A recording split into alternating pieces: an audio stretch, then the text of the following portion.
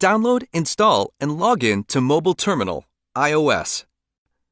To begin, visit the Exness website, go to Tools, click the MetaTrader 4 tab, and download the terminal. Once you have downloaded the app, 1. Click Login to an existing account.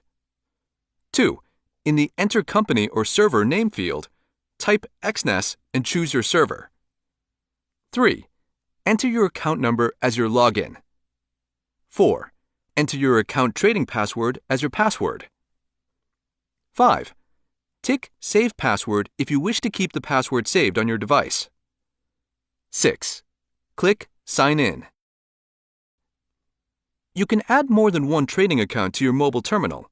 To do that, click Settings, New Account, log into an existing account, and enter your account authorization data.